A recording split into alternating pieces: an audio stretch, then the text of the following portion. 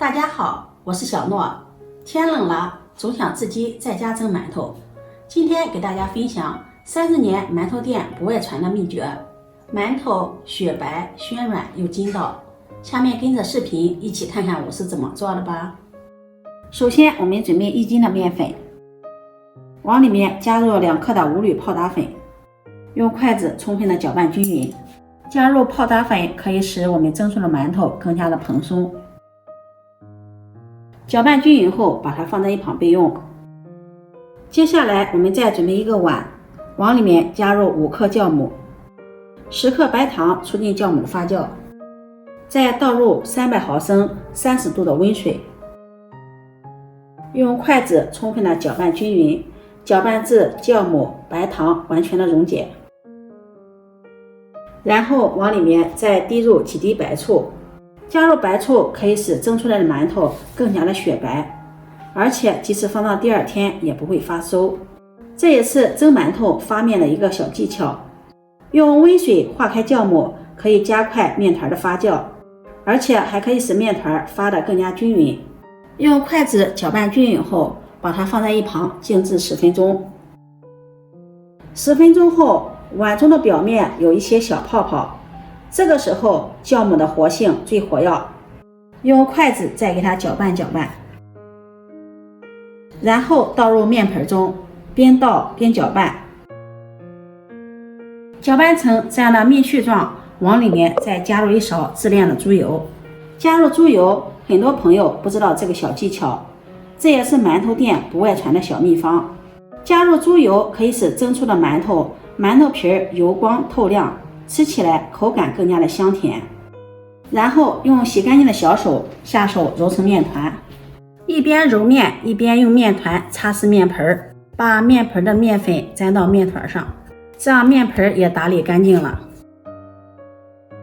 最后把它揉成一个光滑、稍微偏硬一点的面团，然后面盆中刷上一层食用油，把揉好的面团放进面盆中，再给它轻轻的按扁。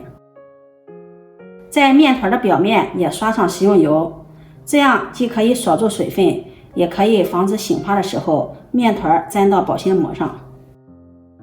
盖上保鲜膜，密封醒面。蒸锅的水提前烧热，水温不要超过35度。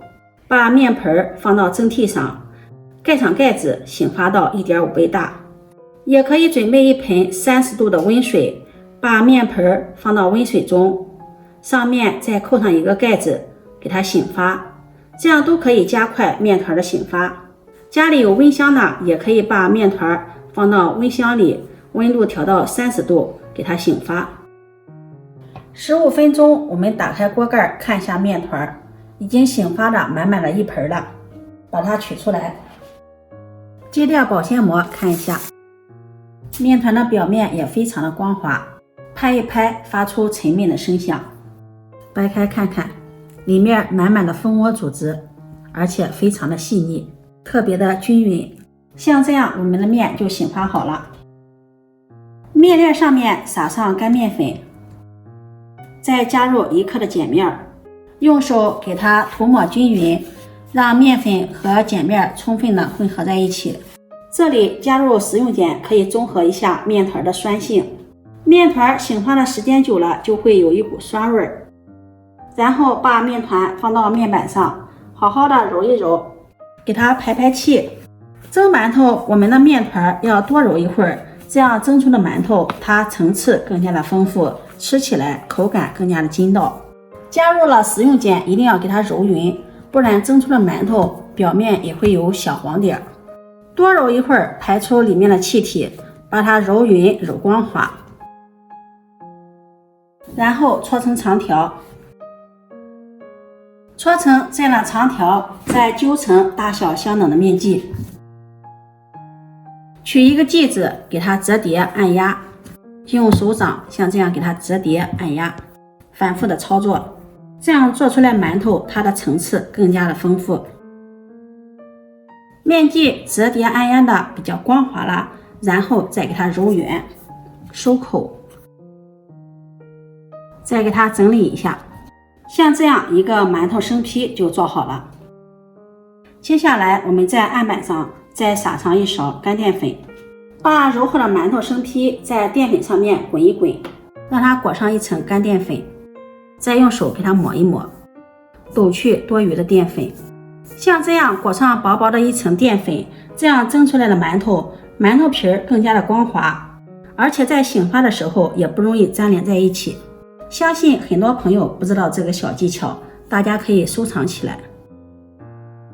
全部揉好后，蒸屉里面铺上防粘的硅胶垫，把揉好的馒头生坯均匀地摆放到里面，中间要留有足够的空隙，留足醒发的空间。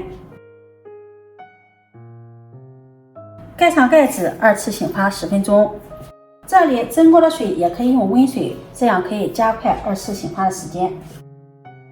10分钟后，我们打开盖子看一下，馒头生坯的体积明显变大了，变得胖乎乎的了。这个时候盖上盖子，大火烧开，上去后计时蒸20分钟。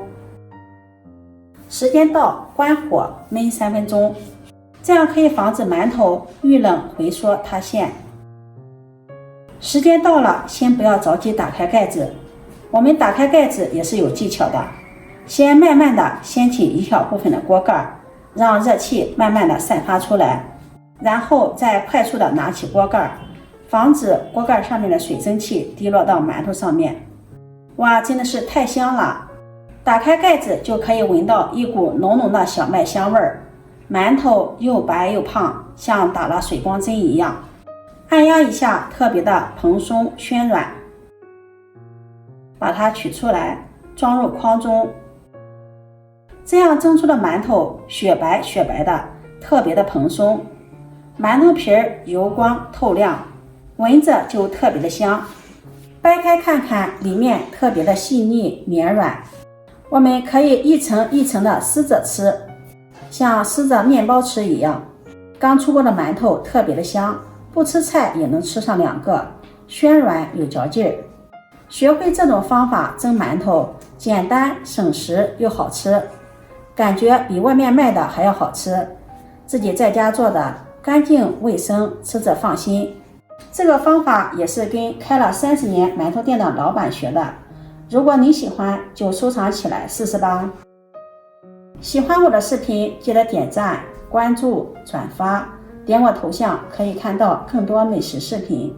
我每天都会发布不一样的视频，我们下期视频再见。